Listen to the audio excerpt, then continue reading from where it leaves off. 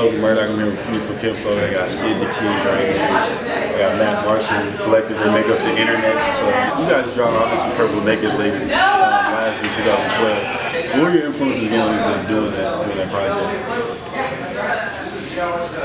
I think Stevie Wonder was a big influence. Jamiroquai was a big influence. Neptunes, Timbaland were big influences. And just a lot of what we were going through at the time were big influences on the lyrics and writing specifically. Other than that, we just kind of bounced off of each other's vibes, you know.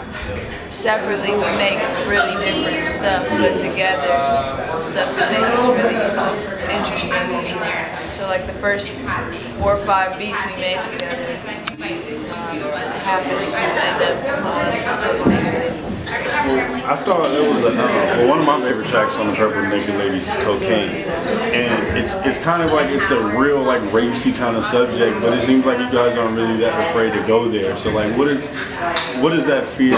Like, how do you guys go there with that kind of music, not having any fear? It's really not even fear. We just made the song like. I mean, I guess there's no. I guess it'd be scary if we've actually tried cocaine, but neither of us have tried cocaine before. We literally made the song. You know, we didn't really expect that many people to hear it, anyways. You know, and so it was kind of a joke to us at first, and we ended up turning a joke into a metaphor. Yeah, literally, we were sitting in the house, and you know, while we were writing to the song, someone on the other side of the room started singing the chorus that ended up being the chorus to Cocaine, and we thought it was funny, and none of us in the room had ever done cocaine, so we literally Googled cocaine and what it does to you. We tried our best to metaphorically, you know, I guess, I don't know, talk about how, you know, drugs can How it affects you.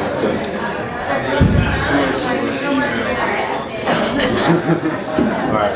Well, to a certain extent. What made you put Leopard in the track? He was there. Well, I saw in an interview that you started out when you got a laptop when you were at around 14ish and you just had GarageBand on. Before then, were you like singing before then, or was it just making beats first? I was doing neither, honestly. I was just, you know, playing basketball, trying to fit in at school. I didn't really sing. I love music. I've loved music for as long as I can remember. It's because both my parents really love music. So I grew up with that kind of mentality and instillment in my upbringing. So I didn't sing, I didn't make beats at all. It wasn't until I was 14 until I got that laptop with that program that I, got to experiment with different. Well, when I first heard you guys, I immediately thought it was a distinct sound, and I also thought I always thought it would be dope if you guys did something with Erykah Badu, and then doing something with Erykah Badu. Like, how was that? Because I always thought you guys could make something really good, and that you know. So how was the experience with that? Well, you know, I'm still anxious for the day if it comes. You know, that we get to maybe produce for her or something like that. And if it doesn't, I'll still be perfectly fine with that because, you know, idols have to have a certain placement. Great show. Yeah, you feel me? Like, she's like my #1. And having been able to DJ before one of her shows, 2 of her shows was already such a blessing.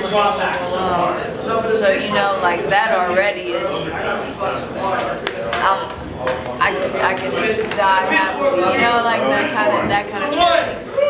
If we were to work with her, it'd be awesome. But you feel me? If not, you know, she's up here, and there's a certain, to this day, feeling like she can't be touched, you know, and it's that instills that idol feeling of someone into you. So it's that kind of thing where, like, if it doesn't happen, it's cool because I still can fan out over somebody. Basically, you guys, OF is kind of known, you know, in Tyler's image of being turned, you know what I'm saying, and this kind of rowdy and out there like that. But you and Frank, you like to you guys bring the calmness down to there. Can you speak on that dynamic? You guys bring the calmness, kind of the soulful of our future?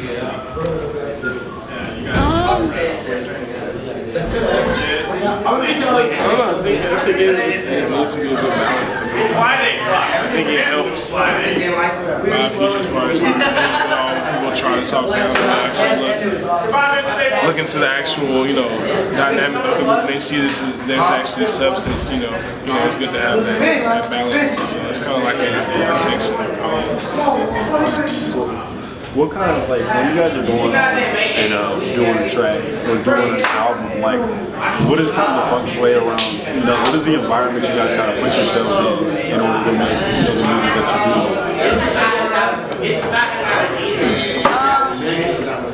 Well, I can only really speak for our next album, Feel Good, because that's the only thing I can really remember right now.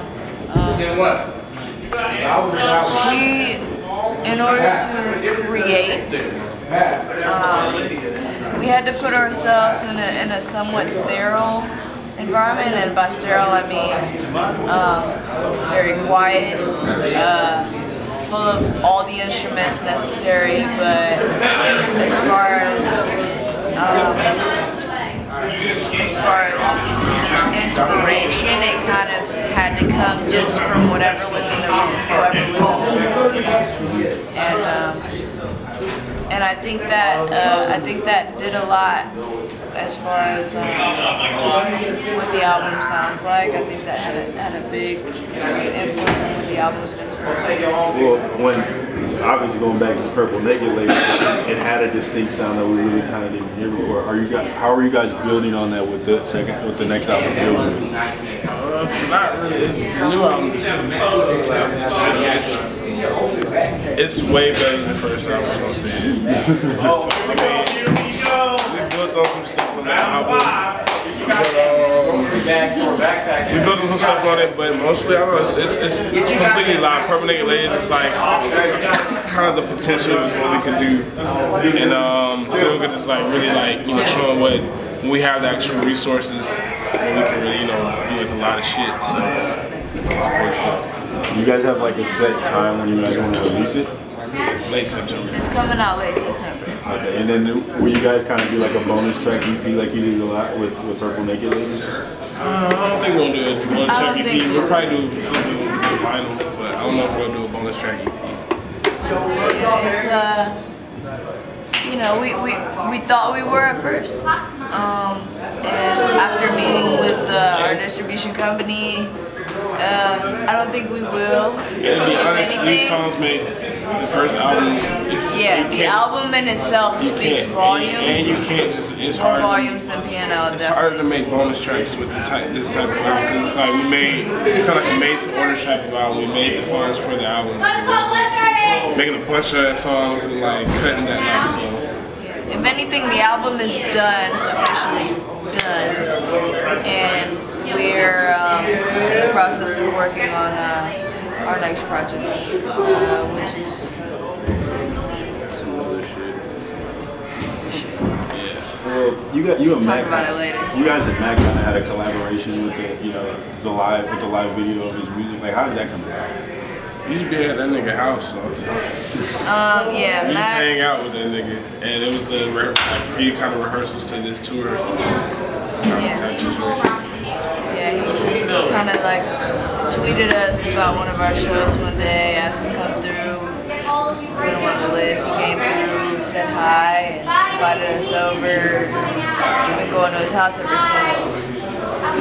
Is he going to be on the album? He is. And who else can be on the album? Jesse Boykins, Tay Walker, a little bit of Yuna. Some other people in there too, but it's mostly some production credits. It's mostly like stuff that's really in the production. We didn't want to do too much stuff with it, put the focus on other people, because that tends to happen when you put certain people on your album. People only go and get it for that certain song. So. Plus, I stepped it up vocally. I see. But I seen you guys had a lot of live instrumentation in your music.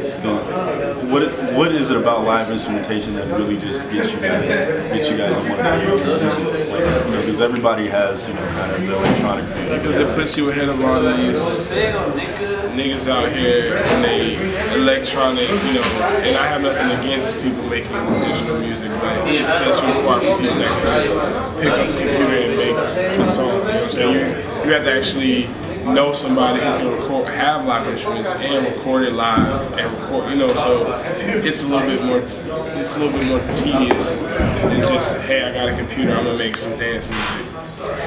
For me, I grew up going to like raves and stuff with my dad.